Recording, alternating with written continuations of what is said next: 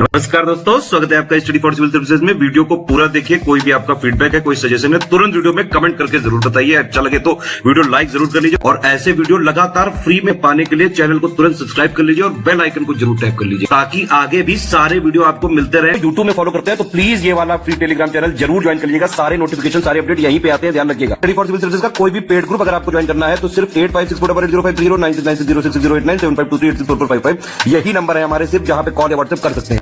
Instagram पे हमारा page जरूर फॉलो कर लीजिएगा, studyforcivil.services है। ट्विटर पे हमको जरूर फॉलो कर लीजिएगा, @studyforcivils है। सारे क्वेश्चन अटेम्प्ट करिए और स्कोर अपना तुरंत कमेंट करके बताइए।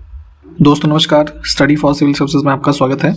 यूपीपीएससी प्रीलिम्स एग्जामिनेशन 2023 का मई महीने में शेड्यूल्ड है। पेड क्विज हम लगातार देख रहे हैं, कंटिन्यू करेंगे फर्स्ट क्वेश्चन के साथ आज के।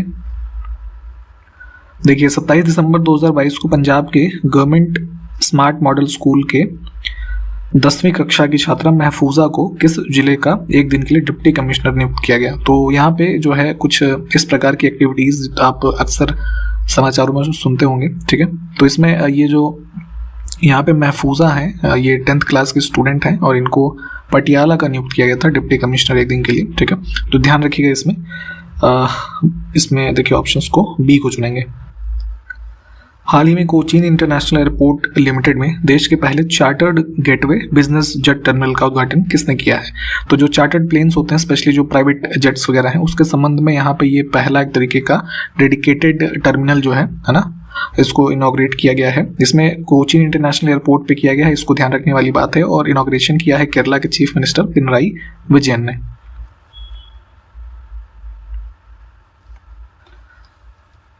किस राज्य सरकार के द्वारा 8वीं कक्षा की पाठ्य पुस्तकों में भारत की पहली महिला मुस्लिम शिक्षिका, जिनका नाम है फातिमा शेख, तो ये नाम ध्यान रखिएगा, इंपॉर्टेंट है। तो इनके योगदान पर एक जो लेसन है उसको शुरू किया है कक्षा 8 की पुस्तकों में। तो ये स्टेट है आंध्र प्रदेश। फातिमा शेख जो है ये बॉम्बे प्रेसिडेंसी जो है, इसमें इन्होंने एजुकेशन के लिए काफ़ी सारा जो योगदान दिया। तो फर्स्ट फीमेल मुस्लिम टीचर के रूप में इन्हें जाना जाता है। और एक चीज़ ये भी ध्यान रखिएगा कि इन्होंने जो है शेल्टर दिया था इनको, ये थे ना जो ज्योतिबा फुले और उनकी जो वाइफ थी सावित्री बाई, ठीक है, क्योंकि वो भी जो है एजुकेशन ऑफ गर्ल चाइल्ड के लिए काफ़ी ज़्यादा उन्होंने काम किया। तो इन सब चीज़ों से एसोसिएटेड थे। तो उसी क्रम में यहाँ पे इनको इंट्रोड्यूस किया एक लेसन इनके लिए आंध्र प्रदेश में। तो हम सी को चुनेंगे। किस देश के वैज्ञानिकों ने एक नई जल शोधन प्रणाली विकसित की है, यानी कि वाटर फिल्टर एक तरीके का है, प्यूरिफिकेशन का सिस्टम, जो केवल 10 सेकंड में माइक्रोप्लास्टिक्स जो है, अगर मान लीजिए किसी वाटर में ये घुले हुए हैं तो इनको इजीली 10 सेकंड के अंदर फिल्टर कर सकता है। तो ये डेवलप किया है साउथ कोरिया ने। जनवरी 2023 में पहली बार भारत एशियाई प्रशांत डाक संघ की अध्यक्षता करेगा। एशिया पैसिफिक पोस्टल यूनियन एक समूह जो है, तो मेंबर्स इसमें कितने ये पूछा जा रहा है। तो कुल इनकी संख्या है 32। हेडक्वार्टर इसका बैंकॉक में है, ये ध्यान रखेंगे। इंडिया इसको चेयर कर रहा है, इंपॉर्टेंट है ये। हाल ही में आयुष मंत्रालय ने आयुर्वेद में शोध और विकास को बढ़ावा देने के उद्देश्य से कौन सा कार्यक्रम शुरू किया है। तो देखिए एक ये प्रोग्राम जो स्टार्ट किया इन्होंने, स्मार्ट नाम है इसका फुल फॉर्म अगर हम देखें तो ये है scope for main streaming Ayurveda research in teaching professionals, ठीक है। थोड़ा डिटेल में भी देख लीजिएगा, इसको शुरू किया गया है। हाल ही में एनटीपीसी लिमिटेड ने भारत की पहली हरित हाइड्रोजन मिश्रण परियोजना की शुरुआत जो है किस शहर में की है। तो हाइड्रोजन ब्लेंडिंग प्रोजेक्ट स्टार्ट किया गया है पाइप नेचुरल गैस नेटवर्क, जो ये सूरत में है ना एनटीपीसी का, यहाँ पे। 3 जनवरी 2023 को राजभवन जयपुर में, यानी कि राजस्थान का जो गवर्नर्स हाउस है कह लीजिए, ठीक है, इसमें संविधान उद्यान, मयूर स्तंभ, राष्ट्रीय ध्वज पोस्ट है ना, इन सब चीज़ों का उद्घाटन और महात्मा गांधी और महाराणा प्रताप की प्रतिमा, इन सब का अनावरण किसने किया। तो ये प्रेसिडेंट जी ने किया है, द्रौपदी मुर्मू। बी विकल्प को चुनेंगे हम। डेट इसमें ध्यान रखिएगा 3 जनवरी। अच्छा ये बताएं कि राजस्थान का गवर्नर कौन है, कमेंट करके बताइए।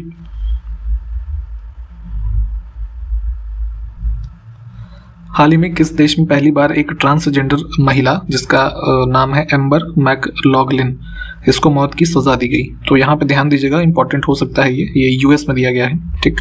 इसमें बी को चुनेंगे। अगला है कलकत्ता यूनिटेरियन सोसाइटी का संस्थापक कौन था?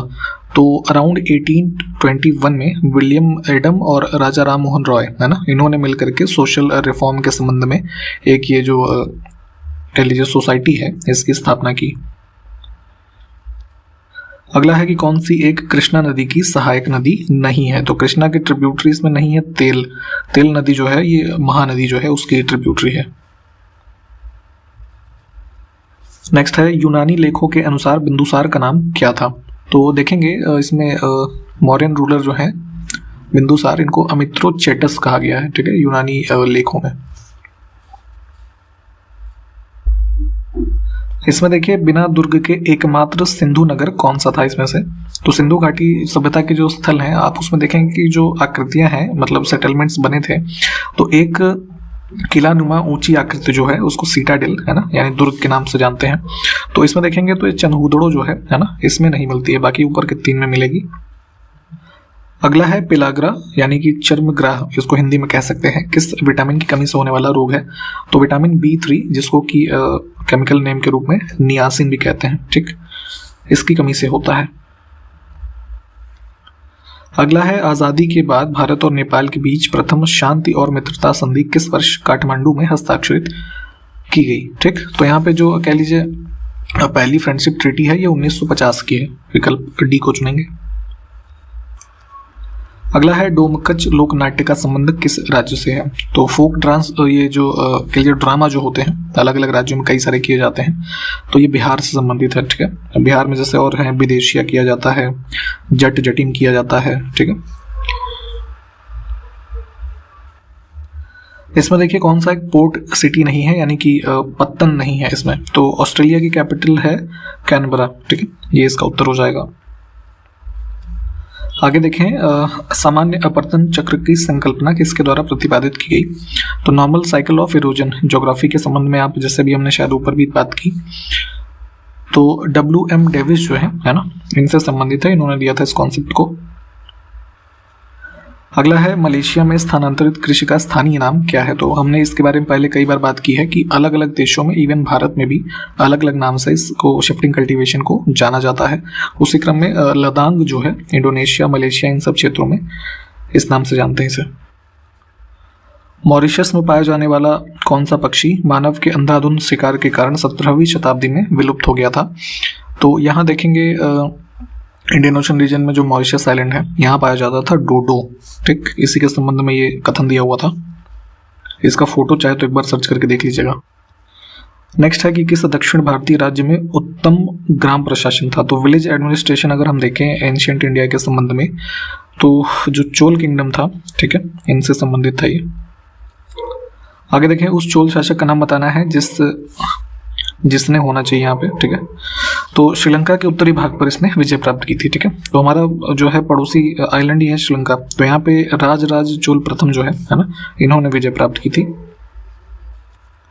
नेक्स्ट है कुल्लू घाटी हिमाचल प्रदेश के संबंध में, ठीक, जो ये पर्वत श्रेणी कौन कौन सी इनके मध्य अवस्थित है? तो हिमालयन रेंजेस में आप देखेंगे धौलाधर और पीर पांचाल में जो है कुल्लू घाटी स्थित है।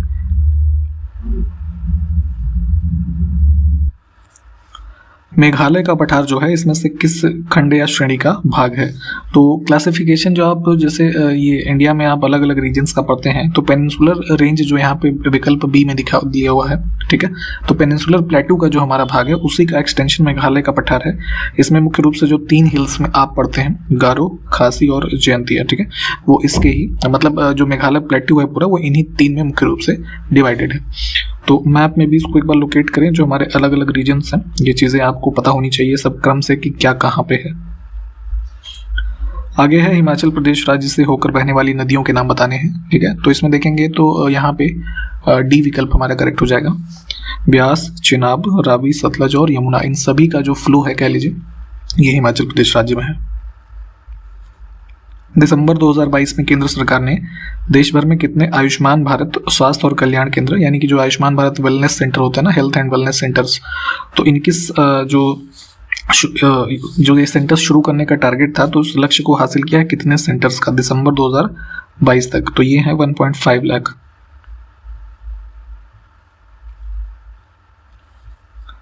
ब्लूमबर्ग बिलियनर इंडेक्स के अनुसार $200 बिलियन गंवाने वाले दुनिया के पहले व्यक्ति कौन बने हैं? तो रिसेंटली अभी जो दुनिया के सबसे अमीर व्यक्ति हैं एलन मस्क, उनकी संपत्ति में इतने $200 बिलियन का लॉस हुआ था। ठीक है, तो ये इंडेक्स जो ब्लूमबर्ग बिलियनर आता है उसके अनुसार ये आंकड़े अभी प्रकाशित हुए थे, तो वही यहाँ पे था। विकल्प ए को चुनेंगे।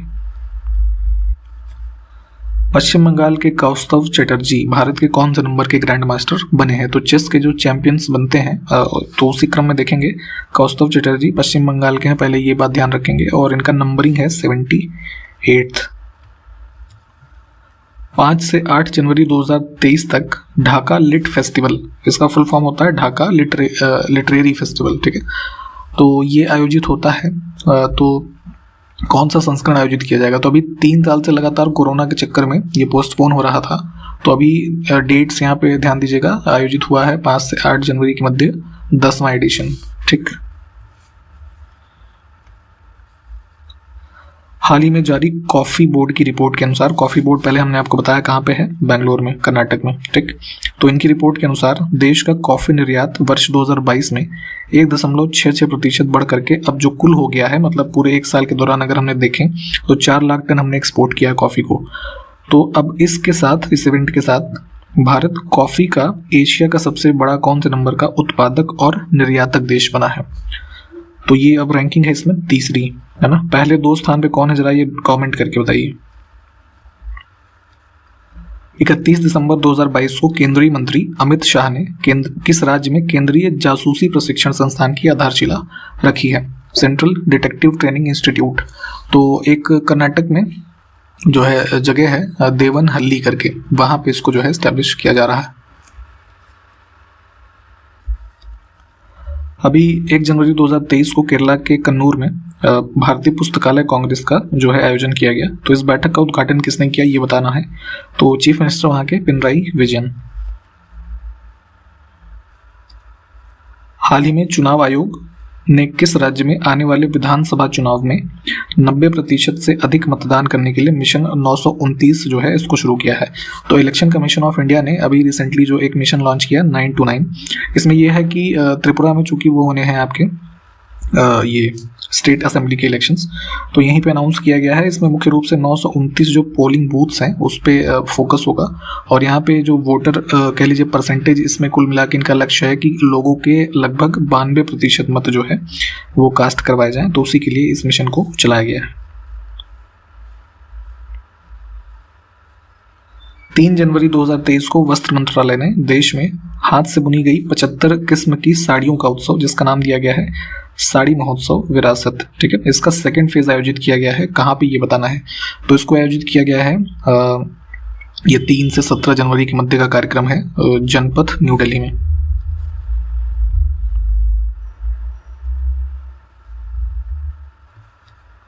हाल ही में दुनिया के सबसे ऊंचे युद्ध क्षेत्र सियाचिन में सक्रिय रूप से तैनात होने वाली पहली महिला अधिकारी कौन बनी है? तो यहाँ पे जो है सियाचिन आप जानते हैं कि लगभग 15,000 फीट से ऊपर की ऊंचाई का एक बैटल फील्ड है, मतलब दुनिया का सबसे ऊंचा युद्ध क्षेत्र। तो यहाँ पे इसमें सक्रिय रूप से तैनात होने वाली पहली महिला अधिकारी बनी है कैप्टन शिवा चौहान। नाम इनका इंपॉर्टेंट है और ध्यान रखिएगा। 5 से 6 जनवरी के मध्य किस मंत्रालय ने तमिलनाडु के तंजावुर में संगीत और नाट्य परंपरा पर आधारित एक कार्यक्रम धारा का आयोजन किया है? ठीक, तो इसमें मिनिस्ट्री ऑफ कल्चर और मिनिस्ट्री ऑफ एजुकेशन दोनों ही सम्मिलित थे। सी विकल्प को चुनेंगे। 6 से 8 जनवरी 2023 तक देश का पहला पर्पल फेस्टिवल किस राज्य में आयोजित किया गया? तो पर्पल फेस्टिवल ध्यान दीजिएगा, इंपॉर्टेंट भी हो सकता है। इसको आयोजित किया गया है गोवा में। जो हमारे दिव्यांग लोग हैं, ठीक है, पर्सन्स विथ डिसेबिलिटीज, उनके लिए मुख्य रूप से इस कह लीजिए फेस्टिवल है, इसको आयोजित किया गया। 11 फरवरी 2023 को देश में पहली बार फार्मूला ई रेस का आयोजन किस शहर में किया जाएगा? तो फार्मूला रेसिंग जो होती है कारों की, ठीक है, उसके संबंध में ये आयोजन किया जा रहा है हैदराबाद में। हाल ही में किस देश ने मधुमक्खियों के लिए दुनिया के पहले टीके के उपयोग को मंजूरी दी है? तो जो हनी बीज होती हैं, तो उसमें उनको यहाँ पे एक प्रकार की वैक्सीन जो है, इसको एक उसमें वैक्सीन में जो इनएक्टिवेटेड फॉर्म में कॉजेटिव बैक्टीरिया है वो, और एक जेली जो है उसका एक मिश्रण है ये वैक्सीन, उसको दिया जाएगा, जिससे उनमें जो डिजीजेस के कारण, है ना, इनकी मृत्यु होती है उसको प्रिवेंट किया जा सके, इम्यूनिटी बढ़े और उससे जो पॉलिनेशन की प्रक्रिया होती है ना मधुमक्खियों के द्वारा वो अच्छी हो सके। तो इसके लिए यहाँ पे यूएस में शुरू किया गया है जल विजन 2047, ये थीम है। इस पर 5 जनवरी 2023 से 2 दिवसीय प्रथम अखिल भारतीय राज्य मंत्री वार्षिक सम्मेलन किस शहर में किया गया? तो ये जो है जल से संबंधित एक समिट है, वाटर विजन 2047, ये थीम ध्यान रखिएगा, ठीक है। तो minister of state annual conference इसमें भोपाल मध्य प्रदेश में आयोजित की गई। इन चीज़ों को प्लीज़ डिटेल में पढ़िएगा, ये सब बहुत ज़रूरी फैक्ट्स हैं और ज़रूरी है आपके मुख्य परीक्षा के उद्देश्य से भी। असम सरकार ने 2022-23 के लिए राज्य के सर्वोच्च नागरिक पुरस्कार, जिसका नाम है असम वैभव, ये नाम ध्यान से देखिएगा, तो इसे किससे सम्मानित करने का निर्णय लिया है? तो जिस प्रकार राष्ट्र स्तर पे भारत रत्न, पद्म भूषण, ये सब जो चीज़ें मिलती हैं, उसी प्रकार से असम राज्य में स्टेट के लेवल पे ये जो असम वैभव है ये दिया जाने का निर्णय लिया गया है। ये तपन सैकिया, जो डी विकल्प में लिखा है, पेशे से ये डॉक्टर हैं, इनको दिया जाएगा। नेक्स्ट है इसरो और किस कंपनी ने 5 जनवरी 2023 को भारत में स्पेस टेक्नोलॉजी स्टार्टअप के विकास को बढ़ावा देने के लिए मेमोरेंडम ऑफ अंडरस्टैंडिंग जो होता है उस पर हस्ताक्षर किए हैं? तो इसमें ये है माइक्रोसॉफ्ट और इसरो, ठीक है। इसमें उद्देश्य ध्यान रखिएगा कि जो हमारे स्पेस टेक्नोलॉजी के क्षेत्र में स्टार्टअप्स काम कर रहे हैं उनका संवर्धन करना है, उनको बढ़ावा देना है। हाल ही में दुनिया का ताड़ के पत्तों का पहला पांडुलिपि संग्रहालय कहाँ पर खोला गया है? तो आपको पता है कि जैसे कागज अब होने लग गए हैं, पहले चूंकि मैन्युस्क्रिप्ट्स वगैरह बनाते थे तो ऐसे पत्तों वगैरह पे तो लिखते थे, तो उसी के संबंध में पाम लीफ का ये म्यूजियम खोला गया है यहाँ तिरुवनंतपुरम में। ए विकल्प करेक्ट है। जर्मनी के बाद हाइड्रोजन ट्रेन चलाने वाला दुनिया का दूसरा देश कौन बना है? तो बहुत इंपॉर्टेंट है, ध्यान दीजिएगा। सितंबर 2022 में Germany was the first country जिसने हाइड्रोजन को एज अ फ्यूल यूज करके ट्रेन ऑपरेशन किया था। तो उसी क्रम में अब चाइना जो है वो दूसरा देश बन गया है, ठीक। डी विकल्प को चुनेंगे। और इसी प्रश्न के साथ यहाँ पे समाप्त कर रहे हैं। सारे क्वेश्चंस देखते चलें, डिटेल में भी पढ़िएगा। हम आपसे अगले वीडियो में मिलते हैं, तब तक के लिए नमस्कार, जय हिंद।